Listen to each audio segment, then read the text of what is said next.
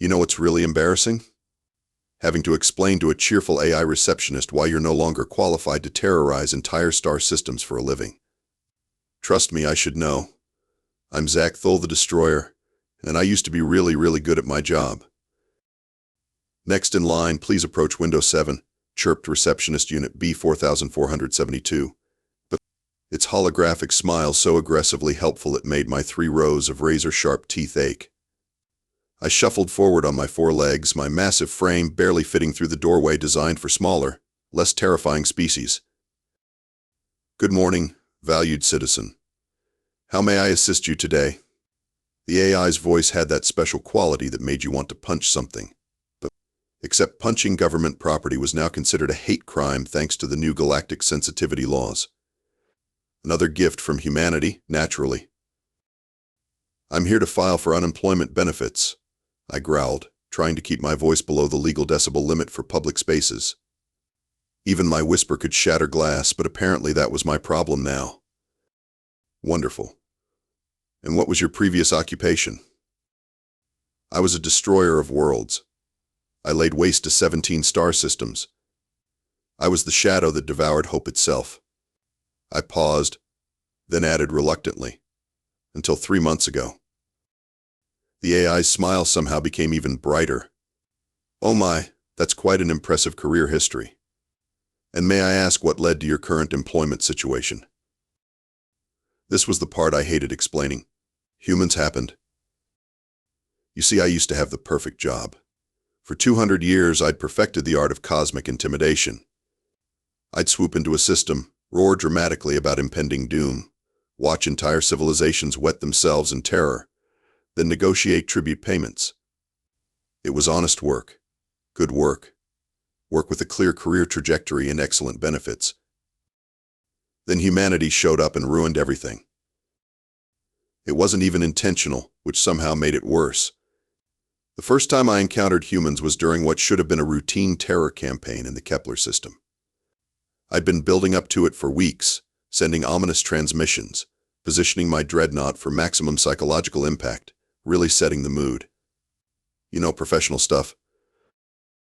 Then this tiny human cargo freighter bumped into my ship. Not attacked it.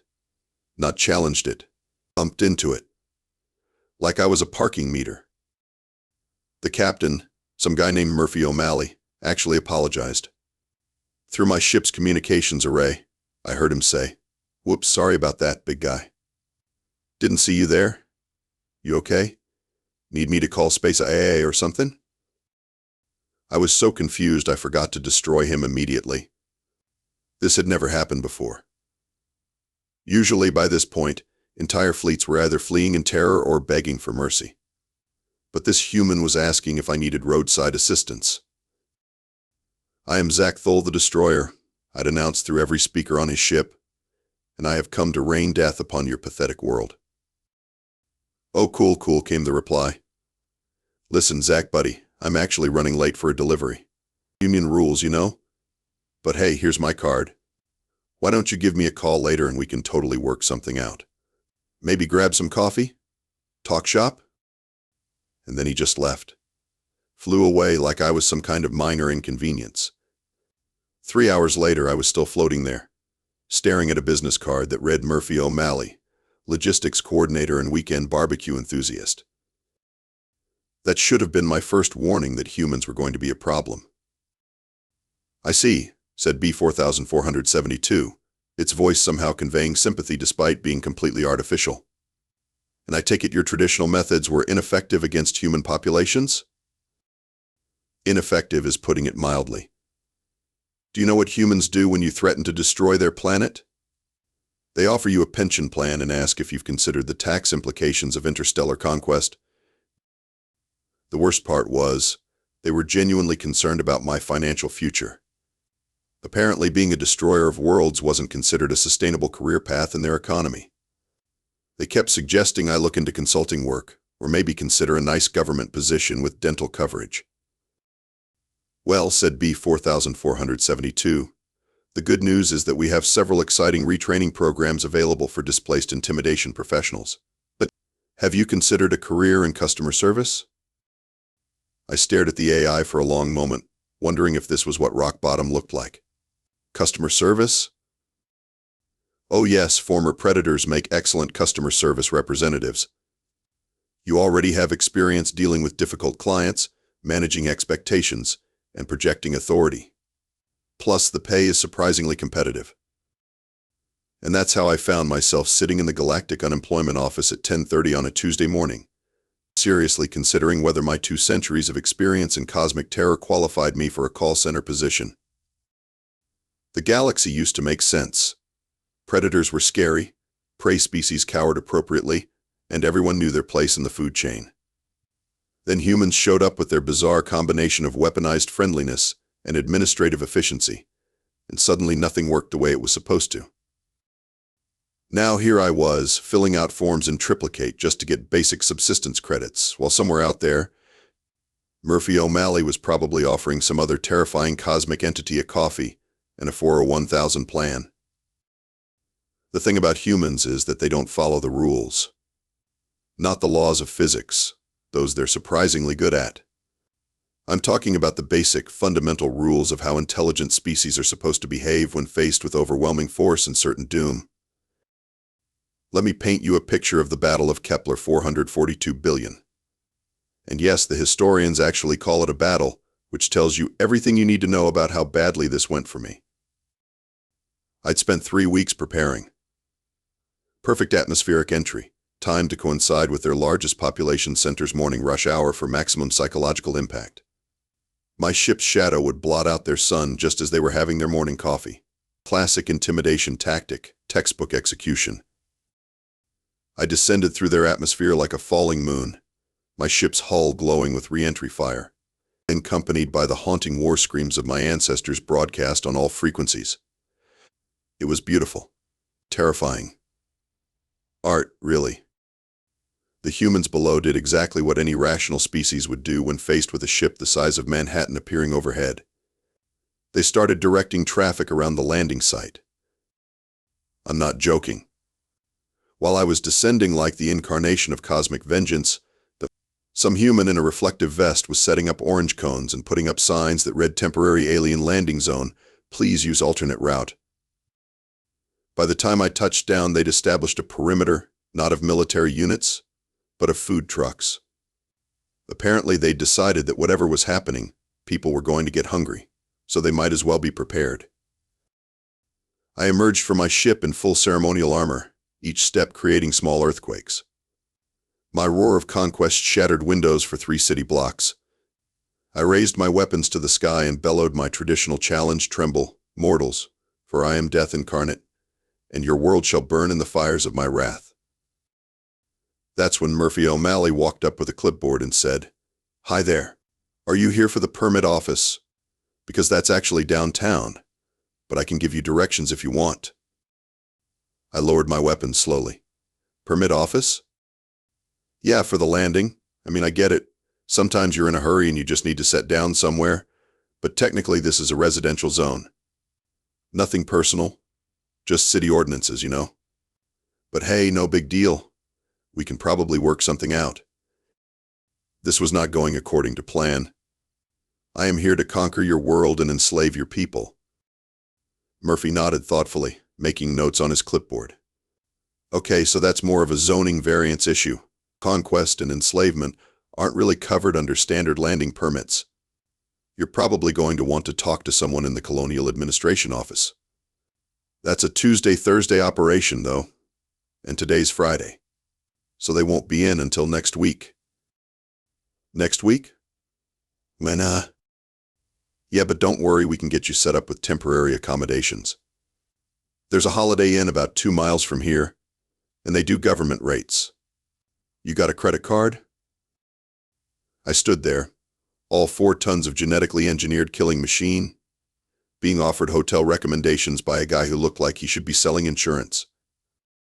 Look. Murphy continued. I know this is probably frustrating. Bureaucracy, right? But here's the thing. Even if you did want to go the conquest route, you'd need environmental impact studies, population displacement assessments, and honestly, the paperwork alone would take months. Plus, There's the whole union situation to consider. Union situation? Oh yeah, Local 447 represents all the folks who'd technically be getting enslaved. They're going to want to negotiate working conditions, benefits, grievance procedures. It's a whole thing. Super complicated. That's when I realized I was in serious trouble. This human wasn't afraid of me. He wasn't even particularly impressed. He was treating my arrival like a minor scheduling inconvenience. "But here's what I'm thinking," Murphy said, and I swear I could hear the sound of my reputation dying. "You seem like a go-getter. Initiative, dramatic flair, clear communication skills. Have you ever considered sales?" "Sales?" "Absolutely. We've got this new division opening up, interspecies relationship management.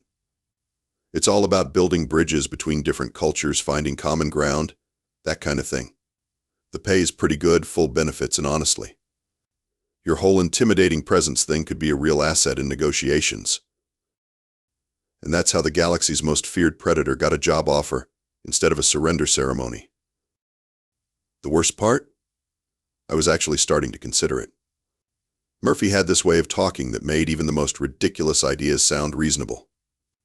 Before I knew it, I was nodding along while he explained the company's profit-sharing program and their policy on professional development opportunities. "Tell you what," Murphy said, handing me a business card that somehow managed to be both professional and decorated with tiny cartoon pizzas. "Think it over for the weekend. We're doing a barbecue on Sunday if you want to swing by. Nothing formal, just burgers and getting to know the team. What do you say?"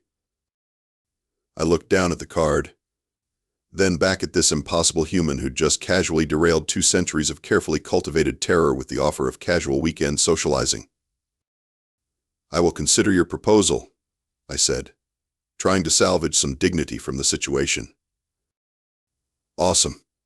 Oh, and Zach? Can I call you Zach? Welcome to the neighborhood." 3 months later, here I was in the unemployment office. Because, as it turned out, working for humans was somehow more terrifying than being a cosmic destroyer had ever been. After my encounter with Murphy, I thought maybe I could find work that didn't involve humans.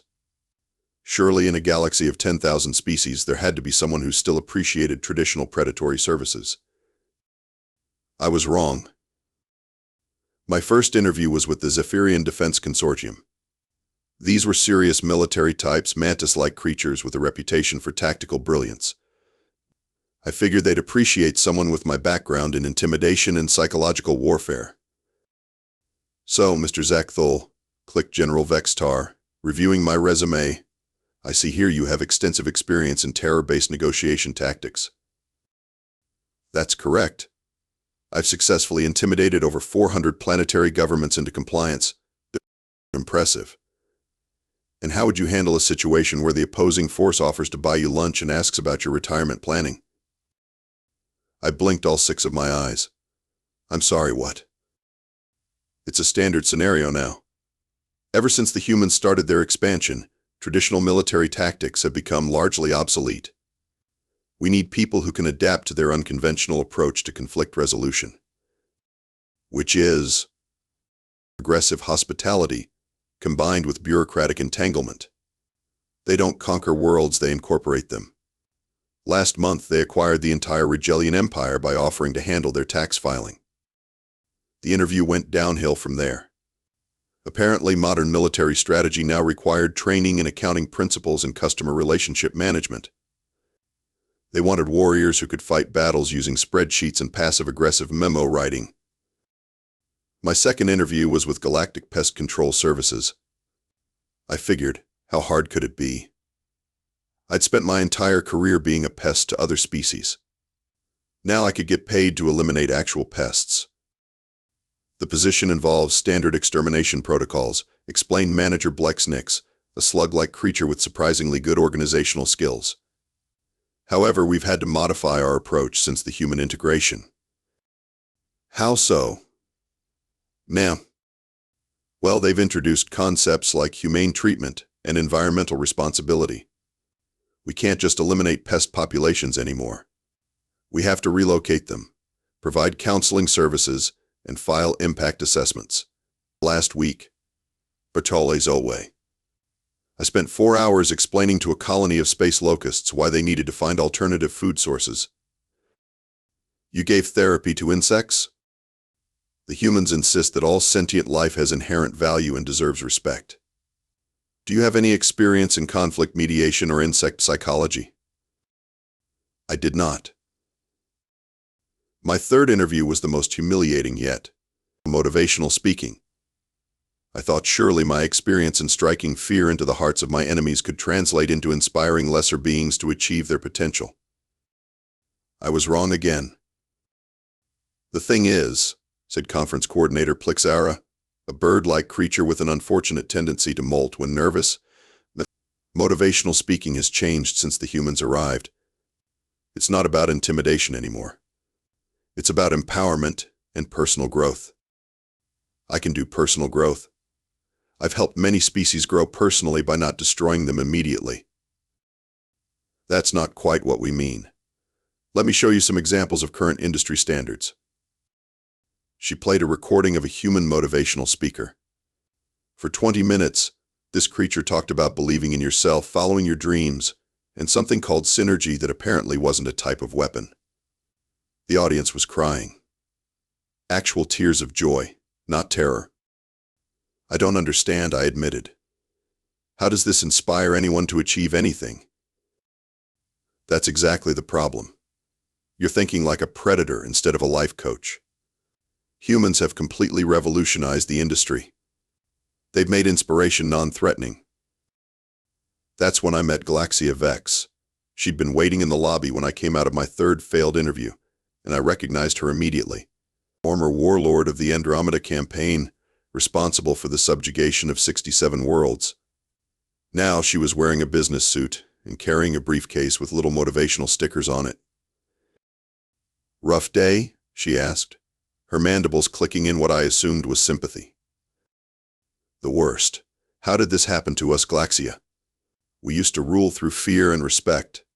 Now apparently we need to be emotionally accessible and culturally sensitive. She sighed, a sound like steam escaping from a broken engine. It happened because humans don't play by the rules. They've changed the entire game, and we're all scrambling to figure out the new scoring system. So what do? We adapt. I'm a cultural consultant now. I help other species understand human behavior patterns. It's not glamorous, but it pays the bills and includes vision coverage. Cultural consultant? Bonner. Think about it, Zach. We spent centuries studying other species to better exploit their weaknesses. Humans just want us to use that knowledge to build better working relationships instead. Same skill set, different application. She handed me another business card. These things were multiplying like space rabbits. There's a training program, she said. Human integration sensitivity training. It's run by other former predators who've successfully transitioned to civilian life. 3 weeks, full certification, guaranteed job placement. I looked at the card. It featured a cartoon human giving a thumbs up next to a reformed-looking creature that might have been a dragon. The slogan read, "From destroyer to team player in just 21 days." This is what we've been reduced to, I muttered. This is what we've evolved into, Galaxia corrected. And honestly, the dental plan is fantastic. I stared at the card for a long moment, watching my old life slip away like a retreating tide. Somewhere in the distance, I could hear B-4472 cheerfully helping another displaced predator understand the complexities of modern galactic employment law. Fine, I said. Sign me up? Galaxia's compound eyes actually sparkled with something that might have been pride. Trust me, Zach. This is going to be the best, worst decision you've ever made. She was absolutely right, though I wouldn't understand just how right until much later. The Human Integration Sensitivity Training Center was located on a pleasant little moon that used to be a maximum security prison for war criminals. Now it was painted in cheerful pastels and had motivational posters everywhere. The transformation was so complete it made my scales itch. "Welcome, everyone, to a new chapter in your lives," announced our instructor, a massive creature that I recognized immediately. Commander Razortooth, the scourge of the Outer Rim, now wearing a polo shirt and a name tag that read Coach Rick.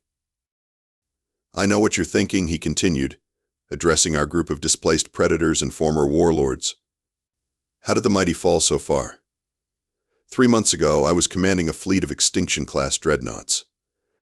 Today, I'm teaching sensitivity training to a room full of beings who used to make entire galaxies tremble.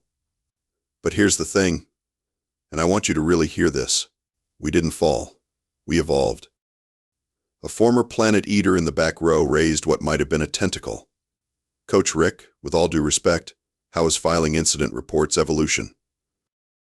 Great question, Vorthake. Let me ask you something.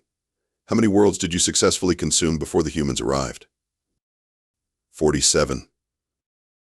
And how much paperwork was involved in that process? Well, none. I just ate them. Exactly. No sustainability planning, no environmental impact assessments, no consideration for displaced populations. You were thinking short-term. Humans think in terms of long-term growth and stakeholder satisfaction. I raised one of my claws.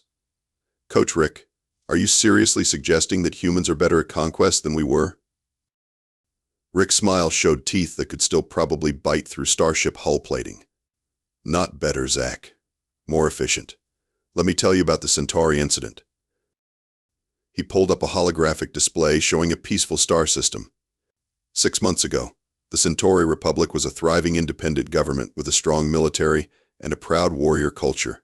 Traditional conquest would have required a massive fleet, significant casualties, and years of occupation to maintain control. The display shifted to show shipping lanes and trade routes. The humans opened a coffee shop. We all stared at him. One coffee shop, Zach. On the main trading station. Within a month, the entire Centauri government was addicted to something called double-shot caramel macchiatos. Within 3 months, they'd restructured their entire economy around coffee imports. Within 6 months, they voluntarily joined the Human Trade Consortium because discontinuing their coffee supply would have caused societal collapse. A former Void stalker named Grixnell spoke up. That's not conquest, that's just drug dealing. Is it, though? The Centaurians are happier now. Their economy is stronger, their quality of life is improved, and they have comprehensive health coverage. The humans didn't destroy their culture. They enhanced it. Now Centauri warrior poets write epic ballads about the perfect foam art. Their traditional death duels are now competitive latte-making competitions. The room fell silent as we processed this information. This is why we need to adapt, Rick continued. Humans have weaponized customer satisfaction. They've turned conquest into a customer service issue. And if we want to remain relevant in this new galactic economy, we need to learn how they do it. The next few hours were the most surreal of my life. We learned about something called active listening, which apparently didn't involve sonar or electromagnetic scanning. We practiced empathetic responses for various scenarios, like how to react when someone complains about their order being wrong without immediately suggesting they choose trial by combat. Remember, Rick said, the goal isn't to intimidate the customer into submission. It's to make them feel heard and valued, even when they're being completely unreasonable. But what if they're actually being unreasonable? Asked Grixnell. Then you say, I understand your frustration, and let's see how we can fix this together. The magic words are I understand and let's work together. Humans respond to these phrases like they're some kind of psychological control frequency. We practiced role-playing scenarios. I had to pretend to be a customer service representative dealing with a complaint about a damaged shipment. The complaint was that instead of receiving a case of industrial lubricant, the customer had received a case of strawberry jam.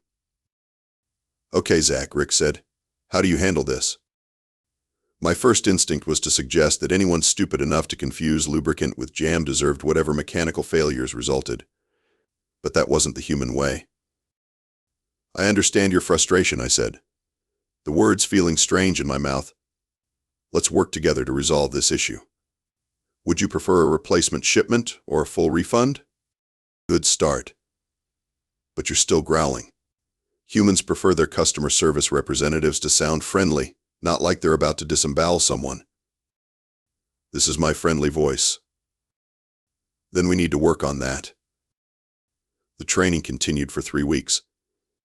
We learned about coffee culture, the importance of saying please and thank you, and something called work-life balance that apparently didn't mean balancing your work on the backs of your defeated enemies.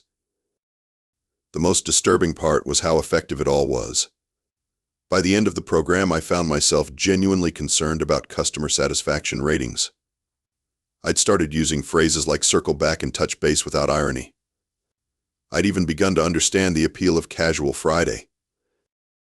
Congratulations, Rick announced on our final day. You're now certified human relations specialists.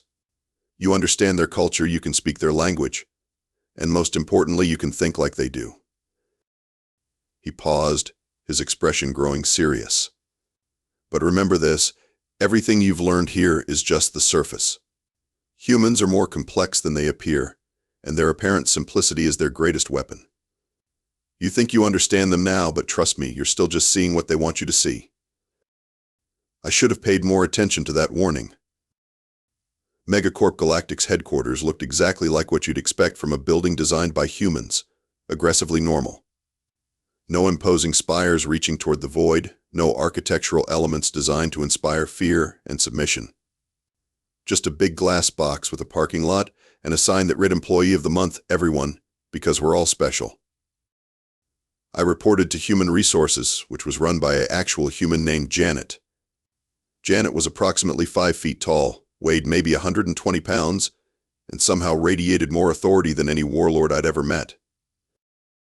Zak'thul, wonderful to meet you, she said, shaking my smallest hand with surprising firmness. We're so excited to have you on the team.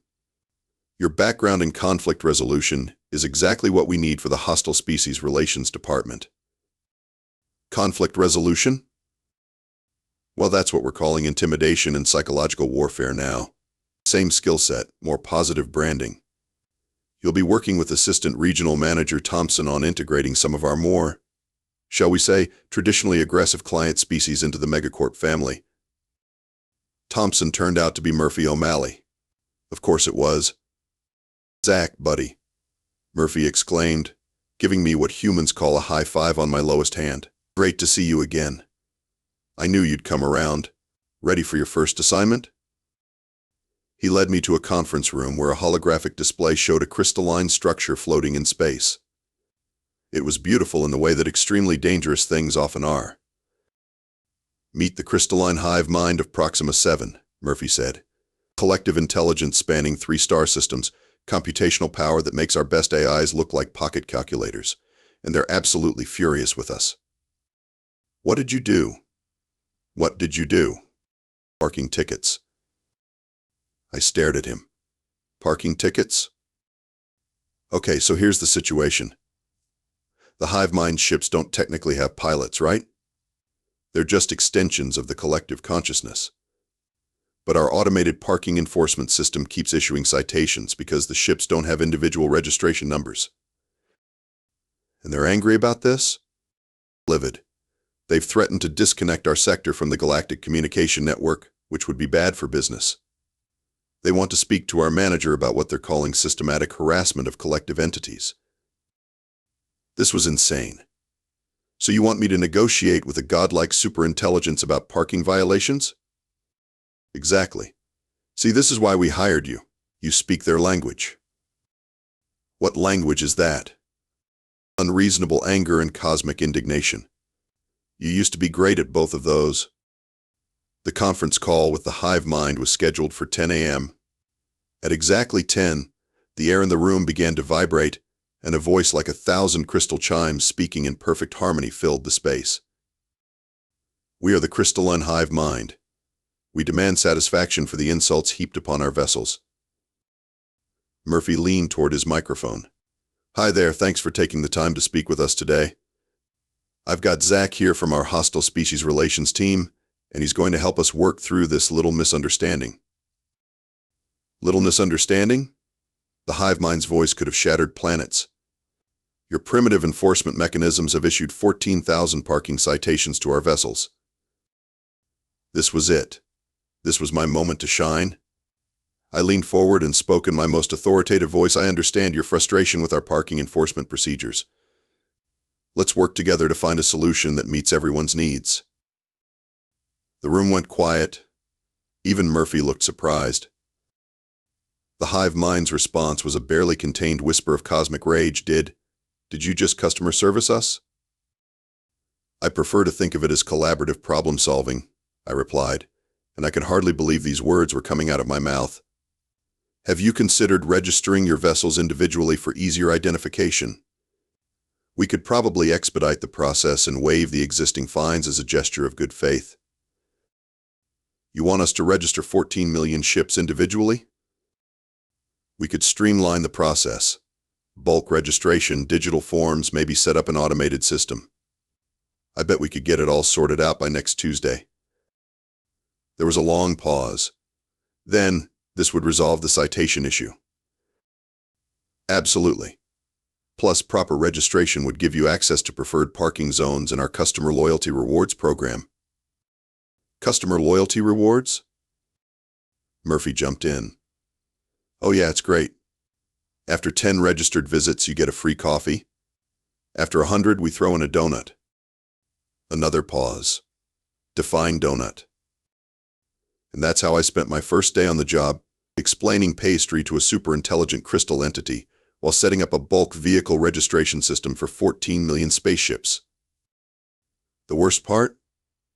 I was actually good at it. By the end of the day, the hive mind had not only agreed to register their ships but had signed up for our premium customer service package and requested a quote for fleet maintenance services. They'd gone from threatening to disconnect us from Galactic communications to asking about our customer satisfaction surveys. Nice work, buddy, Murphy said as we wrapped up. You're a natural at this. I don't understand what just happened. You learned to speak human. Congratulations. You're now officially more dangerous than you ever were as a destroyer of worlds. I was starting to suspect he wasn't joking. 6 months into my new career, I'd handled disputes between humans and 63 different species. I'd mediated conflicts over everything from trade route licensing to cultural appropriation of tentacle-based art forms. I'd become the galaxy's leading expert in turning cosmic threats into customer service opportunities. And I was miserable. Not because the work was bad. Actually, I was disturbingly good at it. I discovered I had a talent for bureaucratic problem solving that I'd never known existed. My efficiency ratings were through the roof, my customer satisfaction scores were phenomenal, and I'd been promoted twice. No, I was miserable because I was starting to understand what humans had really done to the galaxy. The revelation came during a routine staff meeting. Murphy was presenting quarterly numbers when something clicked into place in my brain like a loading cannon. Revenue is up 37% across all sectors, Murphy was saying. Customer retention is at an all-time high, and our expansion into former Regellian space is ahead of schedule. Great work, everyone. Murphy, I said slowly, can I ask you something? Sure thing, buddy. That first day we met, when you bumped into my ship, that wasn't an accident, was it? Murphy's smile didn't change, but something shifted behind his eyes. What makes you say that? Your cargo manifest listed a delivery to Kepler 442 billion, but your flight plan had you passing directly through restricted space. Military restricted space. Space that was restricted specifically because I was using it as a staging area. Huh. Interesting observation. And the coffee shop on Centauri Station. You said you opened it to serve the local population, but Centaurians can't digest caffeine. It's literally poisonous to them. Well, we do serve other beverages. But the humans working there somehow knew exactly which compounds would create dependency in Centauri physiology. Compounds that just happened to be in your alternative menu items. The room had gone very quiet. My fellow former predators were starting to look uncomfortable, like prey animals sensing a hidden hunter. Murphy, I said, humans didn't stumble into galactic dominance, did you? You planned this. All of it.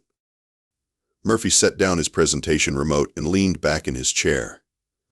Zach, you've been doing excellent work these past few months. Really excellent. Customer feedback has been glowing. Why don't we take this conversation to my office? His office was on the top floor, with windows that provided a panoramic view of the space station. From here you could see the constant flow of ships from hundreds of species, all flying under human-designed traffic control systems, all following human-established trade routes, all paying fees to human-administered regulatory bodies. You want to know the truth about humans?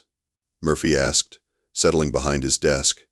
The truth is that we're really good at logistics. Logistics? Organization. Planning. Systems thinking. We didn't conquer the galaxy through superior firepower or advanced technology. We conquered it through superior administrative efficiency. He pulled up a display showing the galaxy's political structure from 2 years ago, thousands of independent species, constant warfare, trade disrupted by pirates and territorial disputes, entire regions cut off from galactic civilization by violence and mistrust. Look at this mess, Murphy said. Everyone fighting everyone else, no standardized communication protocols, 17 different currency systems, and absolutely no coordination for large-scale threats. It was chaos. The display shifted to show the current structure, streamlined trade routes, unified communication networks, standardized legal frameworks, and peaceful resolution of disputes through established bureaucratic channels. We didn't destroy the old system, Zach. We just offered a better one. And when people saw how much more efficient it was, they chose to participate. But the addiction elements, the dependency creation, customer retention strategies. Would you rather go back to the old system where you had to terrorize people into compliance every few months? This way they want to stay. They're invested in making the system work because it works for them. I thought about the crystalline hive mind, now one of our most satisfied corporate partners. They'd gone from threatening galactic communications to managing our data storage systems. They were making more money than they'd ever made through intimidation, and they got free donuts. So what are we? I asked. What are all of us former predators now? You're middle management, Murphy said with genuine warmth. And you're really good at it. You understand authority, you can project confidence, and you've got natural problem-solving instincts. Plus, your intimidating appearance is actually an asset in negotiations. People take you seriously. But we used to be feared across the galaxy. And now you're respected across the galaxy. Which do you think has better long-term career prospects? He had a point. I'd never had a pension plan as a destroyer of worlds. The health benefits had been terrible, and there was no such thing as paid vacation time.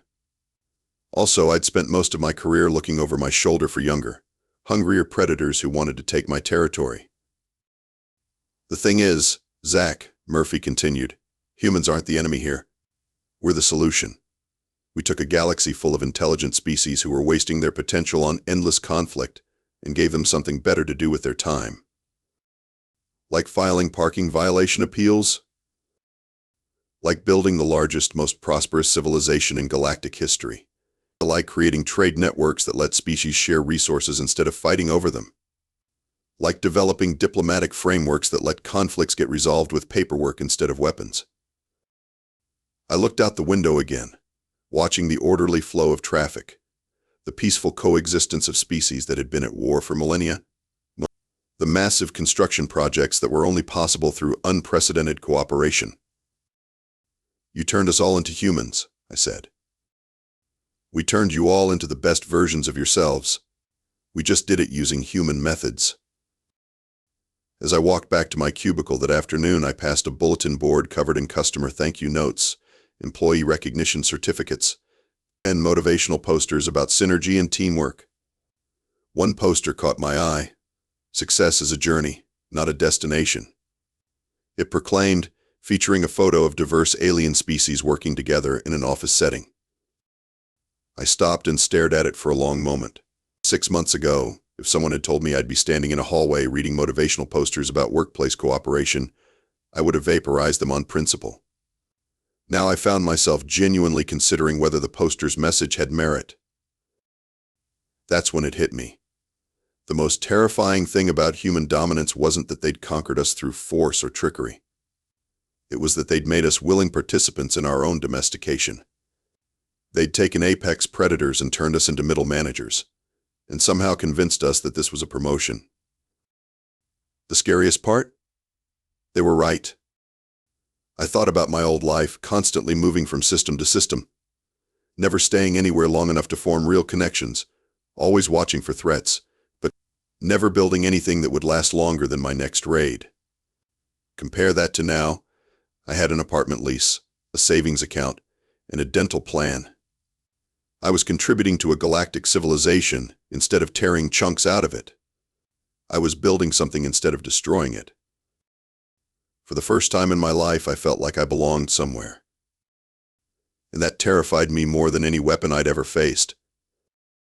I returned to my desk to find 17 new cases waiting for review, including what appeared to be a noise complaint between some Andromedans and their vegan neighbors over late-night subspace karaoke sessions. I opened the first file, reached for my stamper, and got back to work. After all, someone had to keep the galaxy running smoothly. And apparently that someone was me. The truly disturbing part? I was starting to enjoy it.